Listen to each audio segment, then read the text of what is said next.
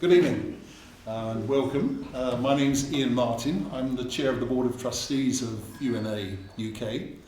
And personally, I'm extremely glad that we have an opportunity for an informed conversation focusing on Sudan, because although one doesn't want to pit one terrible situation in the world against another in terms of war crimes, humanitarian disaster, there's no doubt that Sudan, amid everything, doesn't get the degree of attention and discussion that the situation there really merits. And so for UNA UK, we're very glad to have this focus on it now.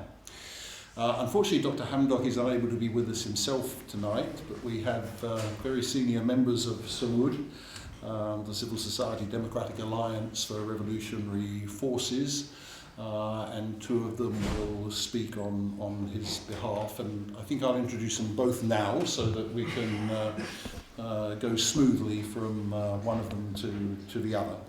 On my left is Dr Khalid Omer Yousif, who's been a campaigner for democracy in Sudan since his student days. He was among the founders who re-established the Sudanese Congress Party and became its Secretary General at the age of 28.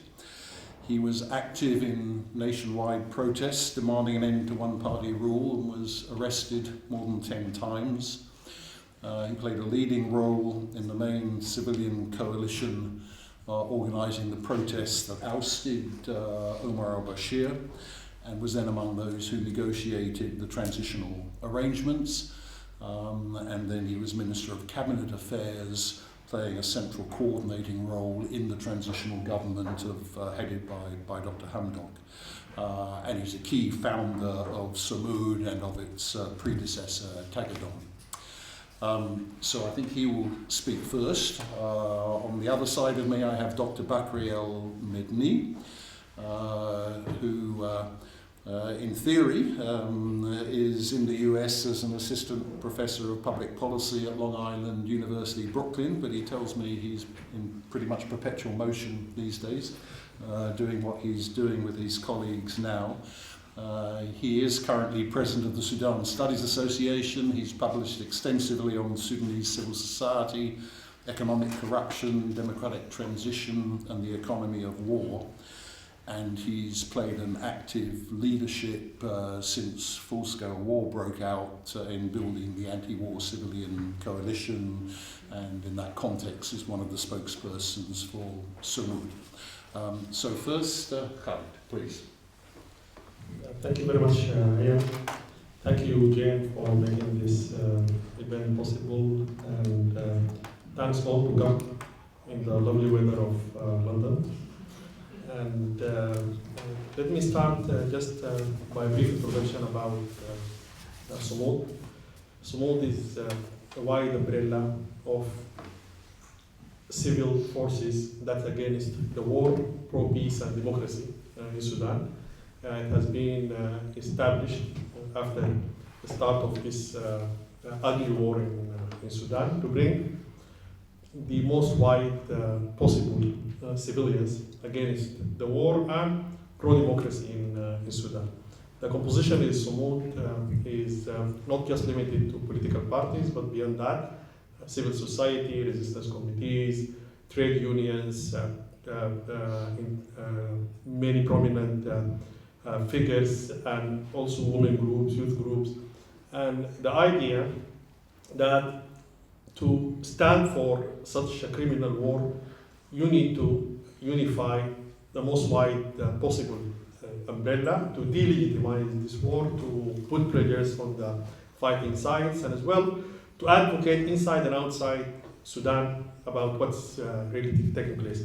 And as I started, actually this war is the biggest humanitarian crisis by far, by numbers.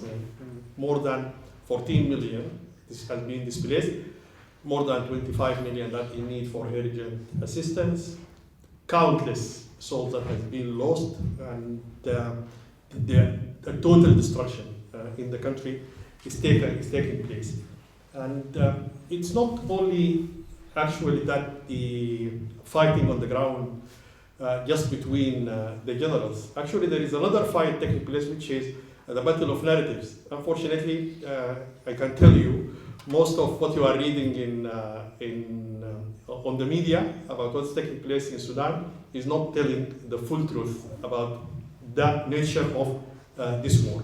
And in the media, sometimes there is a tendency of oversimplify this kind of conflict. It is not a simple conflict. It didn't just start it 2 years and a half before. It has roots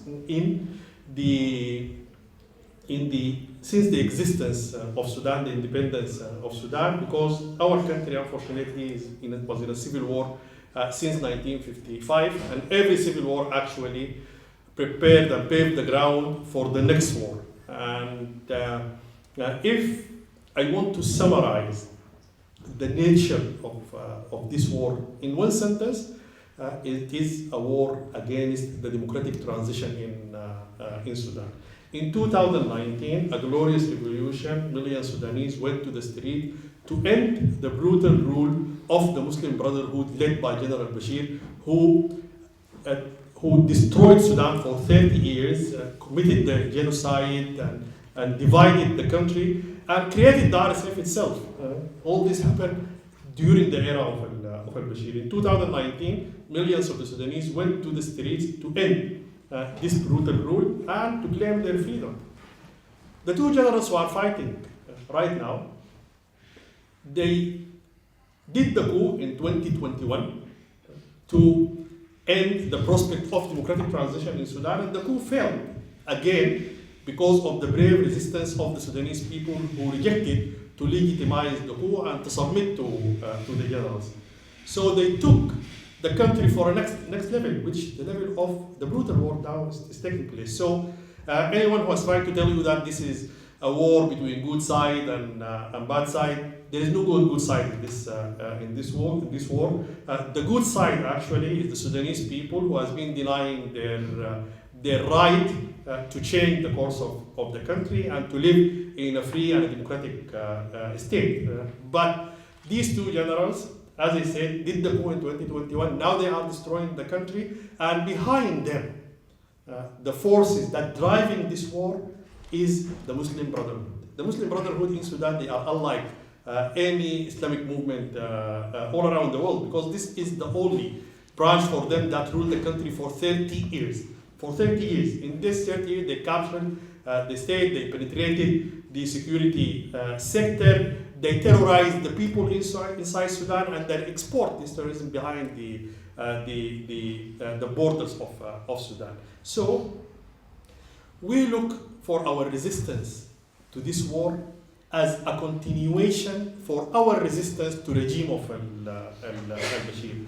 Sudan cannot be, Sudan is a victim of long decades of military rule. While at the independence, Sudan was one of the most diverse countries in the continent, more than 500 tribes, more than 120 languages, many religions and ethnicities, and active civil society, political parties.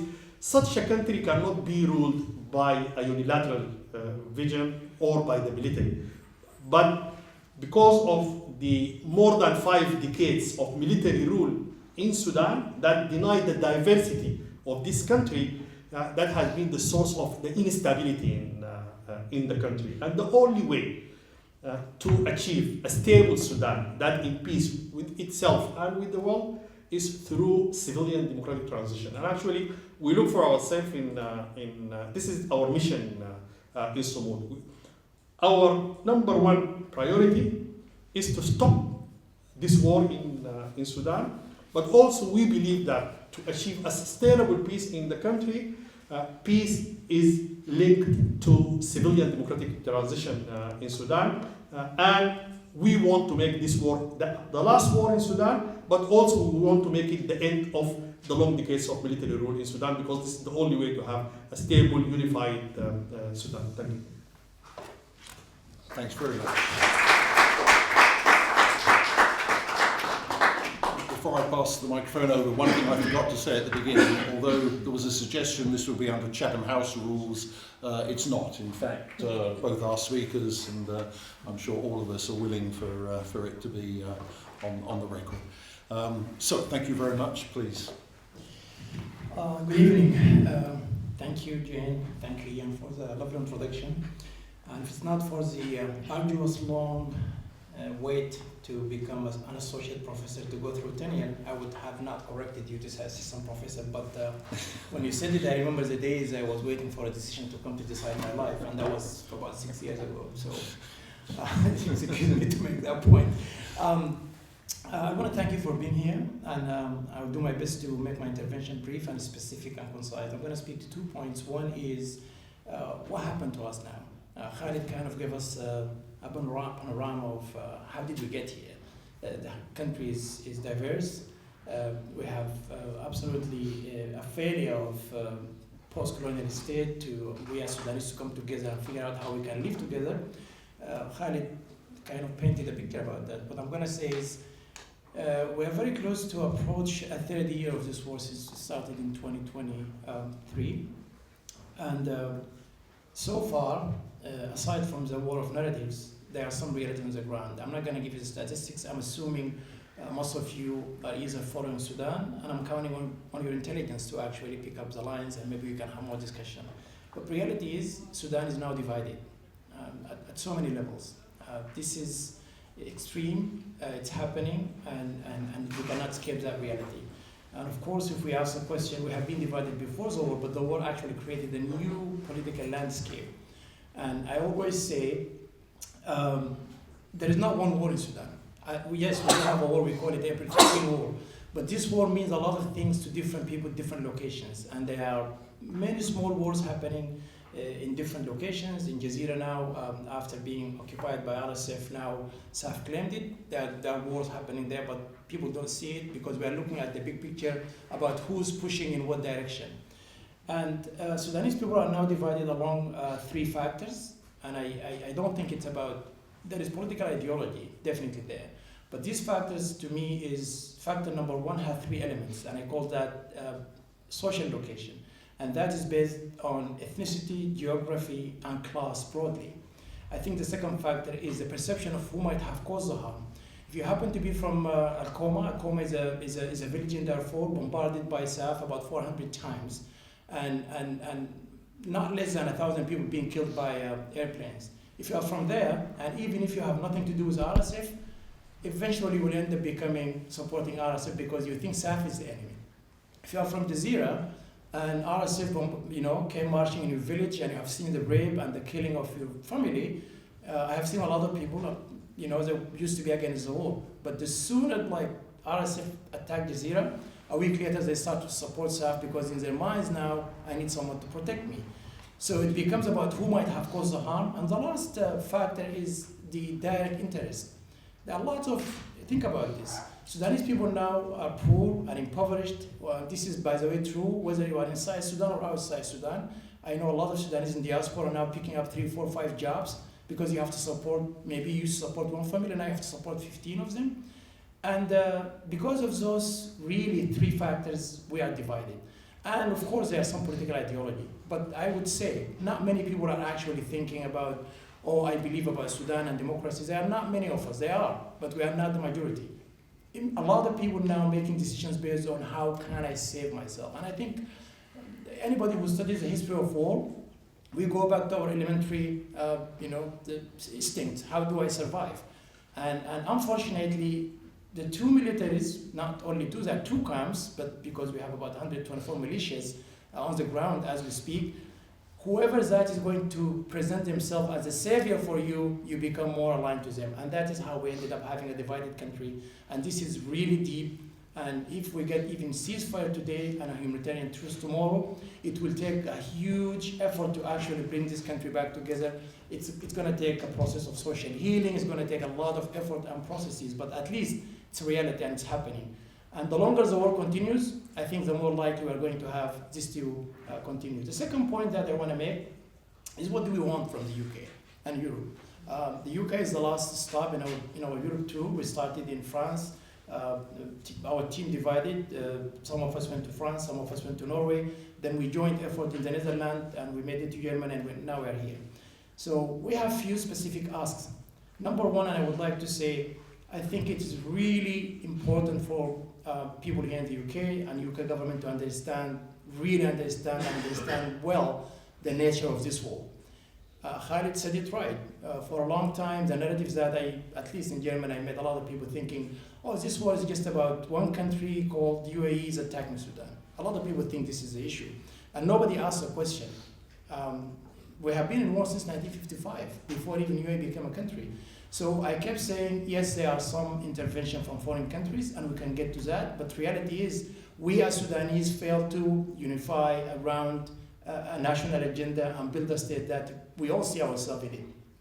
So what we want from the UK, and you are going to be the messengers, to really understand the complexity of the situation. But also we don't want this to sound like as complex as nobody can do anything. Yes, it's complex, but there is something can be done. And ask number two, please do bet on civilians. There is no future for Sudan with any of those two military guys. And if anybody wanted to summarize this as a war between evil and good, unfortunately, this is a war between two evils. Maybe somebody can get into the compromising of saying which one is less evil. You can get to that. But reality is, none of these two camps are going to bring peace or democracy or stability to Sudan. So if we bet on civilians, no matter how weak they may sound, because at this point, with the louder sounds of guns, it is very hard to hear somebody who speaks with a voice. We don't have guns. What we have is arguments, ideas, and this is what we want to actually bring Sudanese people around. We do believe eventually they will come around to that reality, because there is no answer, as Khalid said, there is no military solution to this. Even if one side wins this war, I guarantee you that's going to plant seeds for the coming wars. It's not going to end well by any means for any side to claim that they're going to win.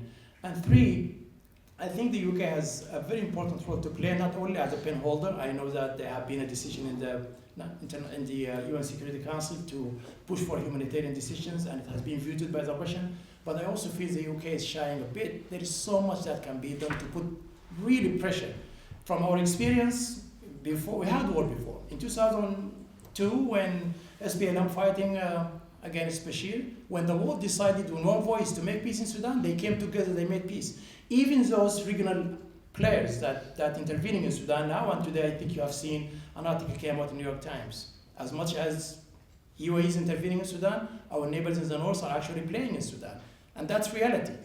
And without having someone like UK, like Europe, like the US coming to our aid, if we leave this to the devices of those regional players, we will be in this for a long time. And I have to note that the first ask is, we have to do something about this before it becomes a regional war. There are drums of war being now beat between Eritrea and Ethiopia, and we know that's not just Eritrea and Ethiopia. This is a whole alliance between Egypt supporting some groups fighting against the federal government in Ethiopia, is bringing in Somalia, Turkey is coming on. So if we can't do something to end the war in Sudan, it's going to become a field for some regional fighting, and I think diplomatic pressure is available as a tool for the UK government. So we hope you bet on civilian, you put pressure, and we also hope that use your voice to actually speak about Sudan, and also I don't have to forget humanitarian aid is massive. Even if we get the humanitarian truce, there is hope that tomorrow there is going to be a conference in DC. If we get access and open roads, who's going to provide support for Sudanese? We count on our friends and those people who believe in human rights and humanity, that they will come to our aid at this really critical time. And I thank you for your time and for listening. Thank you.